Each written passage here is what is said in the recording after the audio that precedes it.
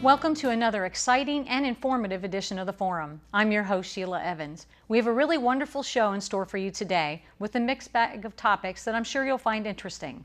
We get our show started with Director of Child Nutrition, Eimer Smith. She joins us during this holiday time of the year to offer suggestions on just how we can keep our waistlines intact over the next couple of weeks. Then we're joined by Claire McFall. Ms. McFall has just been named North Carolina's School Social Worker of the Year.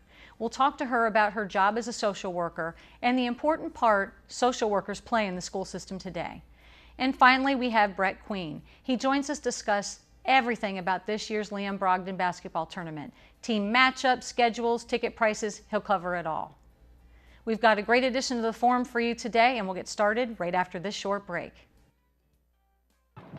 For you. Hey, Mom. You know, girls, I used to cheer back in my day. Ready? Okay!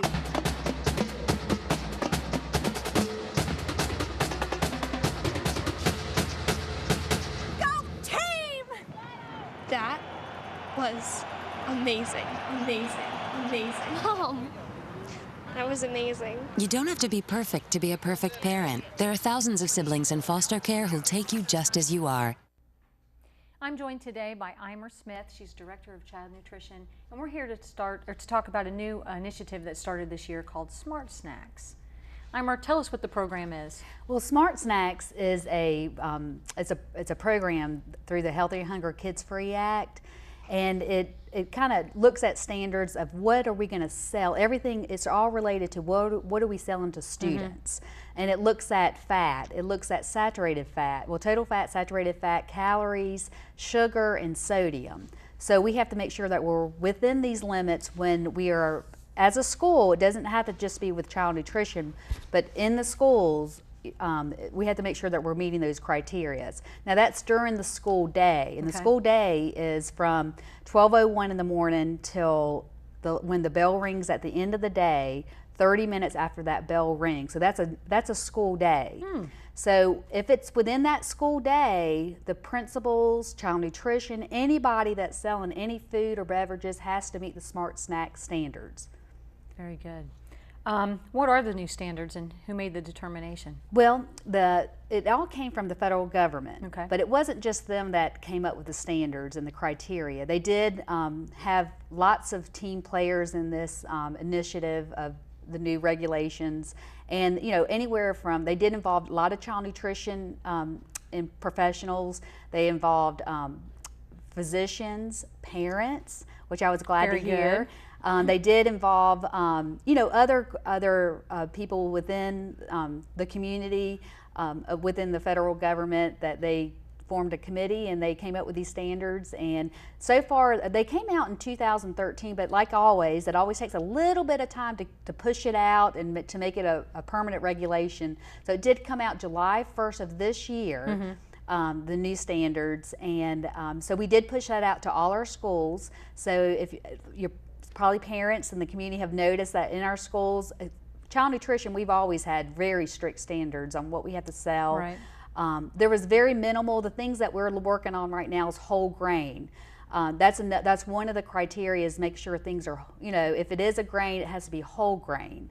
So those are some things that we're working on with child nutrition, and with the principals and their side of the school, they're working on beverages. If they do have vending machines, there's certain things that they can sell in a vending machine.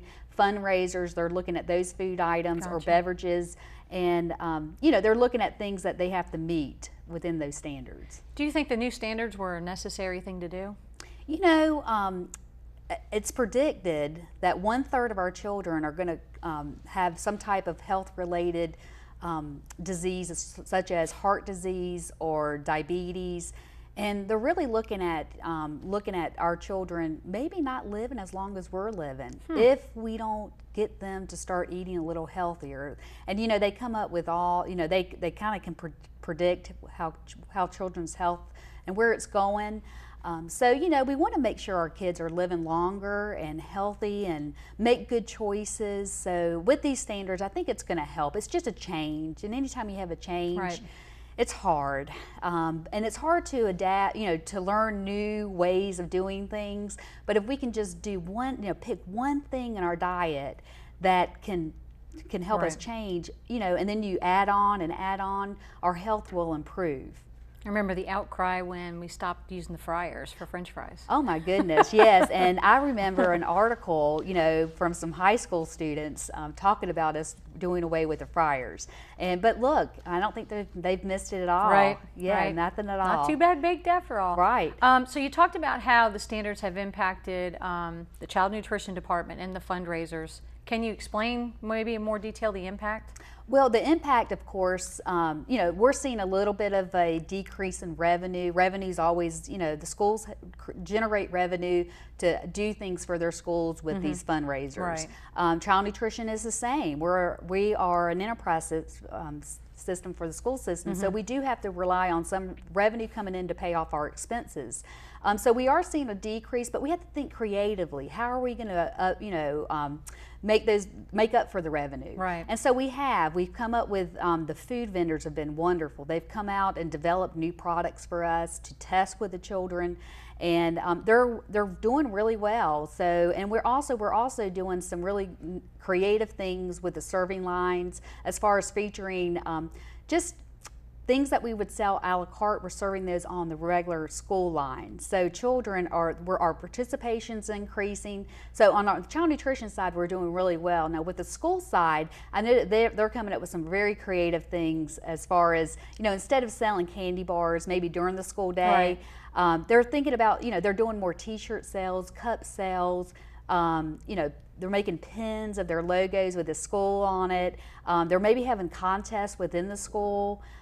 So they're thinking more creative. Now they can sell food and beverages, but it just has to be 30 minutes after the school day if they're going to sell things that don't meet the new standards. So if the end of the day is 3:30, they have to wait till 4 o'clock? Correct. So the fundraisers that they would have had, like at Hoggard on the bus ramp, they can't do that unless they start at 4? Well, they can have them, but they have to meet the new standards. Oh, okay. The food products have to meet the new standards, and the principals have a program that they can work with. They can put in the dietary nutrition information on that product and see if it is something that they can sell. So there are, you know, like I said, we're looking at calories. I think the first ingredient, if it's a whole grain, it has to be, if it's a grain, it has to be a whole grain, or it can be a fruit or a vegetable. Gotcha. And then we have to look at sodium. But they can sell things, it just has to meet the new standards. What would be an example of something that was a la carte that you now have on the line? A la carte that we now have on the line, Yeah. like our Clucks, well, we call them, it's like a Clucks Deluxe sandwich. It's a chicken sandwich in a bag. Okay. So it's a really high quality chicken product, and we, you know, still have the whole grain bread. But I think the kids love the packaging of the product. Also, our pizzas that we sold on the line are now going, you know, on our regular a la carte, are going now on our line. And so will they pick that up and also get the vegetable and that kind of thing? Is that kind of the thought behind it? That Correct. if it's there, they'll eat it? Right. good. And with the new regulations through this Healthier Hunger Kids Free Act, that students do have to pick a fruit or a vegetable before they can go to the cashier. Right. So it is an incentive to get them to choose, you know, more healthier things to eat along with the entree that they're selecting. Okay, very good. Yeah. Well, that's awesome. Glad that it's working out, and hopefully the revenue will bump up as the kids have the smart choices to take advantage And of. I would like to talk about a little bit of the holiday eating. Okay. You know, with the new standards and looking at calories, with what I have with you in front of you with the holiday eating, just make sure we're looking at portion sizes. And I did, you know, bring some plates with me, a large plate and a smaller plate. So we do want to select smaller plates, and then make sure we're putting a variety of vegetables in our plate. We always think color when you're putting vegetables on your plate or making your plate up to eat for the holiday season. Think of beverages. You know, what beverage size cup are you going to use? You know, everything has calories in it, so you got to think afterwards, okay, what am I going to do? We're going to go outside, we're going to go walking. You know, if it's a beautiful day, you know, we can have the whole family go walking, or we could do some fun things outside or inside. I mean, there's a lot of new, you know, especially with kids, they love electronics, you know, with the dancing on TV and Just electronics. Dance and those kind of things. Just Dance. So, you know, do think of making sure that you choose healthier food items, smaller portion sizes, and then do get physically active afterwards and do something to burn off those calories. So I see you have dessert. It's just a smaller portion. It's not half the cake. It's just a small piece. Right, One right. scoop of ice cream, not a whole bowl. Correct, correct. Because good. you know, I'm not saying let's go do away with sugars and Right. fats, but I said just watch in moderation and cut down on your serving size. A good reminder just in time. Right, that's right. Thank you very much. We'll be back in a few minutes right after these messages.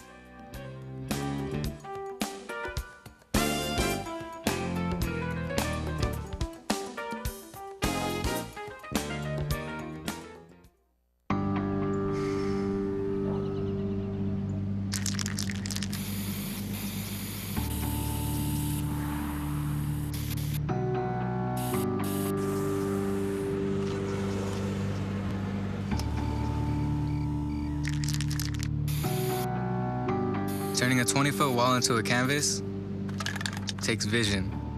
So will getting into college. I've got what it takes. So do you. My next guest is Claire McFall. She is a school social worker at Sunset Park and most recently earned the title of North Carolina School Social Worker of the Year. Claire, let's start with telling us what you do at Sunset Park. Okay. Well, I love what I do at Sunset Park, and what I do is I serve families, I serve the school, and I serve students. I'm kind of a link between home and school, and I help kids. Basically, my role as a school social worker is to help kids to be ready to come to school to succeed, and to help them when they come to school. But I have an unusual thing where I'm able to work from people's homes and from the school, which is a wonderful thing to do. So I'm kind of a link. There you go. What would you say are some of the rewarding aspects of your job? Oh,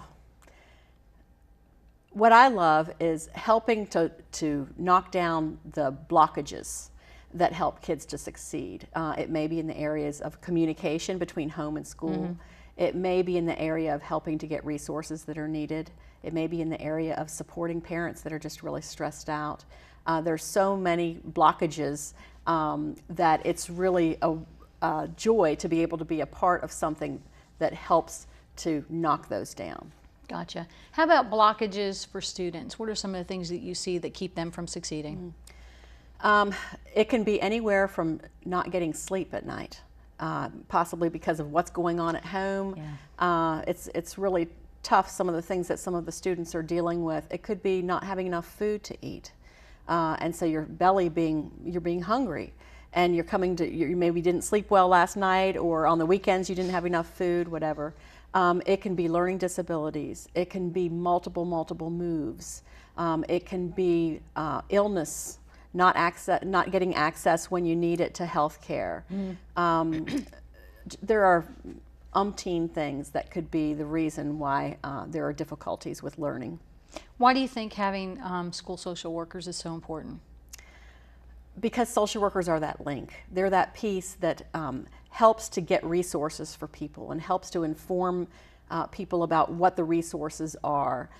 We do a lot of working with the community as well as with the students and the parents and with the teachers. We kind of serve everybody. And it's a real honor and a privilege to be able to do that, because in doing that, you're helping to get rid of the things that are the junk in between getting the services for the kids and helping them to succeed. Having social workers in the school in the past, they weren't so prominent. Why do you think they're so important now? Well, I think that it's gotten more complicated.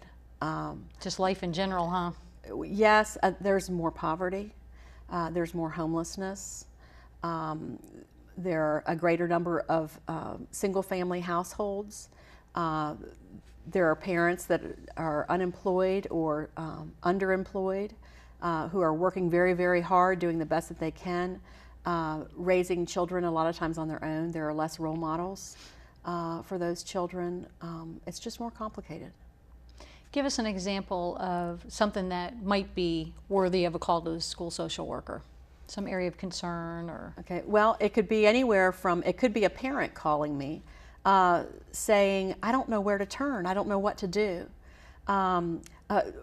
We don't have a place to stay for tomorrow, or our water's about to be turned off, or my child is struggling at school and I'm not understanding what's going on. He's not getting along with his peers, and I need some help in knowing what to do. It can be a teacher who comes to me and says, I've been trying to get a hold of a parent, and we really want to talk with this parent to be able to help to get resources or to help out that student, but we're unable to get a hold of that parent. Can you please go and try to make a contact with that parent? So I may help to set up a meeting. You know, I may go to the home and talk with a parent if they're not able to be reached by phone. I may sit in on that meeting and help just to be a support to the parent, or a support in the whole situation from my unique perspective, because I've kind of worked from home and from school oftentimes with the families. And a lot of times with some of those meetings with the school folks, it's the parent and the rest of the table's filled with everybody from the school, so it's nice to have a social worker sitting there just as your other set of ears or some feeling of support. Yes, I truly believe that our role is to be an advocate and to really advocate for those we serve. And that's a very important role. And I think sometimes it may be misconstrued. People will think that we're more enforcers, because we do address attendance issues, and that's not always a popular thing. But on the other hand, it oftentimes helps us to identify areas of need that we might be able to assist with as well. Do you find the attendance issues one of the most prevalent that we have? Attendance is definitely, it's always an issue, but only for certain families and certain circumstances. And oftentimes once you scratch below the surface, you see that there are other things going on that may need some assistance. Gotcha. Now you mentioned directing people to resources. Who are some of your resources when you're trying to fill some of these needs? We're very fortunate to have a lot of people in our community to help. And I think one of the things that I, as a school social worker, do is I build those relationships with the community. We have a lot of several area churches that are great supports to us. We're involved with the Nourish NC program, which helps to provide food for over the weekend for children who are food insecure and during breaks, like at Christmas break. Work with a lot of health agencies and mental health agencies to consult and to help. We work with Department of Social Services to help to advocate for services for our families. I'm not thinking of all of them right now, but there are a great many. Also a lot of individuals that just want to be of assistance to help with getting supplies or needed items, or helping out families in various different ways. Area businesses also are oftentimes wanting to help out in some capacity. It's a matter of letting them know what the need is. Very good. Well, Claire, again, congratulations. That's an awesome title. And as we were talking about off camera, how great to be recognized for something that you love to do. Yes. Thank you so much. We'll be back in a few minutes, right after these messages.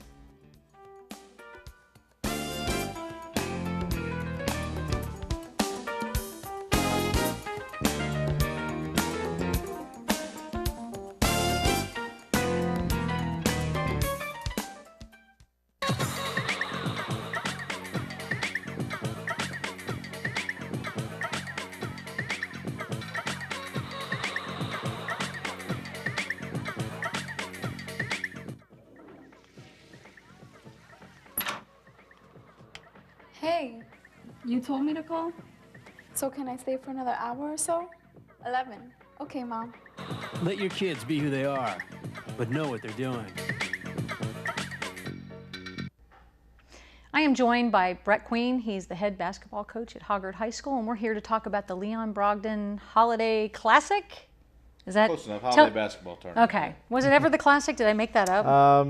The girls' tournament might have had the word Classic in it at some point. So. So tell us what's going on, when it is, all the details you think we need to know. Well, the tournament will take place again at UNCW this year, and I think this is the 4th or 5th year in a row that we've been back out there. And for the second year, or maybe it's the third year, I think it's the third year, we're combining the boys and the girls into one tournament. And so there will be 8 games going on each day out there. The tournament's going to be December 27th, 29th, and 30th. Okay. It starts on a Saturday. We can't do any high school stuff on Sunday, so we'll take Sunday off and then come back and play Monday and Tuesday. And there'll be 6 games in Trask Coliseum each day and 2 games in Hanover Hall, back in the back gym. And but everybody will have an opportunity to play at least one of their games in the main Coliseum throughout the course of the 3 days. So you know, each of the 4 New Hanover County schools, both their boys and girls teams will be involved in the tournament. And then the girls teams that are coming from, actually Whiteville is bringing both their boys and the girls. Oh, nice. So they're close by. Hopefully they'll bring a good group of fans as well. And then the other 3 girls teams are Socastee from South Carolina, just down in Myrtle Beach area, Huff High School from right outside of Charlotte, Okay. and what's the last school that's coming? Hoke County from the Fayetteville area. Gotcha. And then the boys' side, Lexington, South Carolina, Ashbrook High School from Gastonia, which their coach is Chad Duncan, he was the first coach at Ashley and coached there for several years. Fun. So he's bringing his team back. And then the Bullis School from right outside of Baltimore, Maryland. They're making the longest trip this year. So should be a really good field. Good games, and it's very affordable holiday basketball action. With that many games going, there's 24 games in the tournament, and the tickets are for adults for the entire tournament pass is just $25 or $10 a day, and then the student passes are $15 for the whole tournament or $7 per day. Do most high school programs do a holiday tournament? Yeah, most teams try to play it in something, whether they're hosting one or being able to travel. There's a lot of tournaments that take place the week before Christmas, and then others that take place the week after Christmas. And so there's even been years where we've gone to a tournament the week before Christmas and then played in the Brogdon after. Oh, wow. So, it's good for whether you're staying in town and playing in one or traveling. It's a good experience for your team. If you get a chance to travel, get away and just spend some time together as a team. Fellowship, but, yeah. Even if for us here in town, you're still getting a chance to spend a lot of time together in a short period of time to play games without a lot of preparation time that prepares you for postseason play. So it's a lot of fun to be involved in a tournament. And the Brogdon tournament this will be the 21st Leon Brogdon tournament. Mm-hmm. Even before it had Coach Brogdon's name attached to it, the tournament's been going on for, I think, close to 40 years. Wow. In some shape, way, or form. I think at one time in the past, it was just a 4-team boys tournament back when it was just Hoggard and New Hanover in town, and have 2 other teams come in and play. So it's been around for a long time, but obviously having Coach Brogdon's name attached to it, it's a great event to play in, and we hope someday to be able to win the thing. Hoggard's lost in the finals about 5 times, but we've never won it. So maybe this is your year. Maybe talked so. about how it's fun for the teams. Does that mean that you get to play maybe players that necessarily wouldn't play during a regulation game, if that's the word? Well, sometimes when you're playing that many games in a short period of time, you do end up playing some more guys or girls just because, kids get tired and quick turnaround time, and so sometimes you try to to make sure that you can make it through that 3 days, and so it gives you a chance to play some people that where if you're playing and then you're taking 2 days off before you play again, you may shorten your bench a little bit during those situations. I was going to say, is one of the other reasons that this idea ever happened was just to keep athletes in shape during that 2-week span for some folks? Possibly, we are out of school for 2 weeks, and so it gives you some opportunity to be able to do something like this that you can't do during the school day, during the school year. Right. During the holiday time, especially when you've got family traveling, it keeps our people here in town. So a lot of times families have to come, here to so that they can be with their, the extended family comes here to be with their family, and so that brings people to the games. It gives a chance for, grandparents and aunts and uncles and cousins that may not be able to watch Right. kids play all the time. It gives them a chance to see them play. So I think it's a really good thing for our programs Win, and a win, good thing win. for our community. Yeah. Now, the proceeds, it goes to the scholarship fund or something. Explain a little bit about that. We give a scholarship to each of the teams of the New Hanover County schools. So there'll be 4 boys teams, 4 girls teams, and as long as we have enough money when the tournament is done, we give those, and we are guaranteed this year to be able to do that for each of the schools. We had somebody that anonymously made a donation to guarantee that we're able to fund scholarships for each of the teams. We'll be able to do a $500 scholarship. If we have more money left over at the end of the tournament, we'll increase that. A couple years ago, we were able to do a $1,000 scholarship. Nice. And so, we're always looking for people that want to be a part of that because, the ticket sales and things like that usually fund the tournament, but it's the sponsorships that allow us to increase the scholarship amount. Gotcha. So, if any people or businesses want to contribute to something like that, we certainly would love to have more people involved with that. Now, ticket sales, just tell us how that happens. We're going to do ticket sales this year just at the event. Okay. So you will be on the first day. You would be able to buy a tournament pass. Like I said, $25 for adults, $15 for students, and then you can also buy single day passes each day. But we've tried to do some pre-sales in the past, but it turns in a little bit more of a headache than it's worth. And so, especially because of the holidays and people being out of school, we just decided that this year we'll just do the sales at the event. There's a way. We have a thing called the Big 100 Club, where if you make a $100 donation to the tournament, you get 4 tickets to the tournament.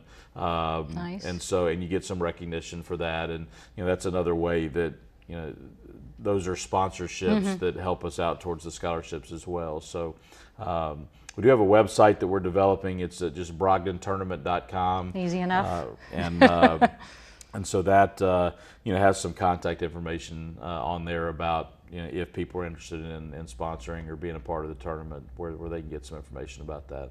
Very good. Well, thanks for filling us in on all the details. No problem. And I'll be back in a few minutes right after these messages.